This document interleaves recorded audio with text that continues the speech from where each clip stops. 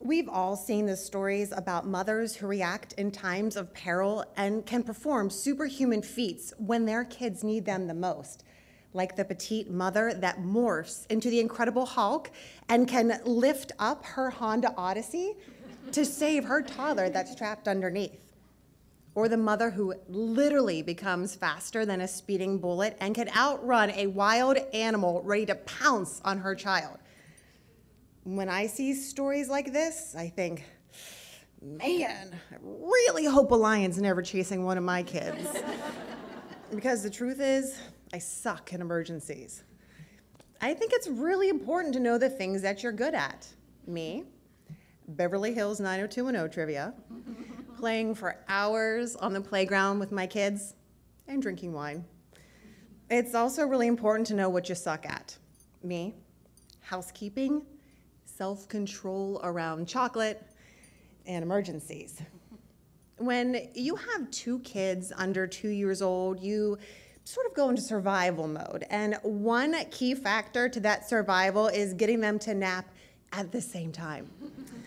Now, I used to think that this was an urban legend maintained by exhausted mothers hoping for some rest of their own. Because, you know, sleep is essential for things like playing Candyland 300 times a day and nursing your baby 300 times a day. And I held out hope that I, too, would enjoy the benefits of some rest and my kids napping at the same time. And after months of thwarted efforts by those tiny humans in my care, the napping gods smiled down upon me, and one day, a beautiful thing, a miracle even happened. My toddler and my infant were sleeping soundly at the same time. When I heard the soft sounds of their sweet snores and their white noise machine playing in unison, I danced down the hallway and performed what can only be described as the most perfect swan dive into my bed. It was time for Mama to nap. But as soon as my head hit the pillow, I knew something wasn't right. Is that ceiling fan swinging back and forth? Am I going delusional from lack of sleep?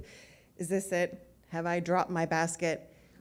When a picture frame slid off the wall and slammed to the floor, I knew that I wasn't going crazy from lack of sleep. This was an earthquake. An earthquake. Really. I'm from Pittsburgh. What the hell do I know about earthquakes?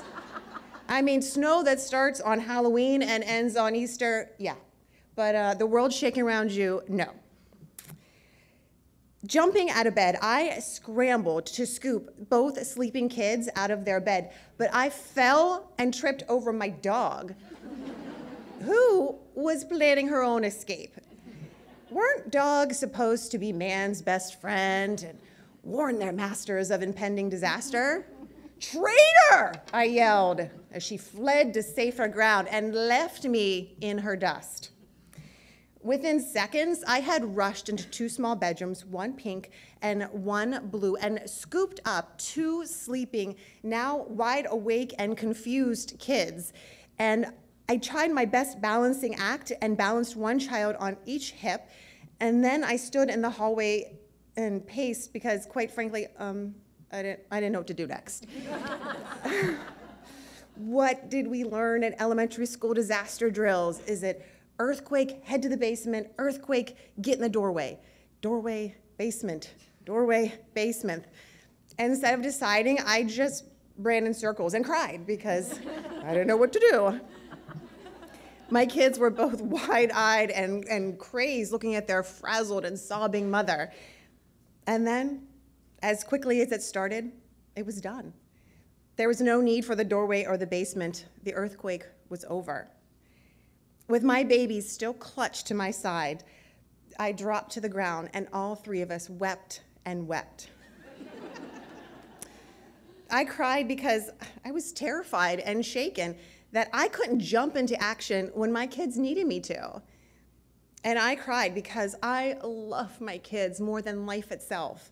And if one hair had been harmed on their heads because I couldn't do my job as their mama, I would die 1,000 deaths. And I cried because I was so tired.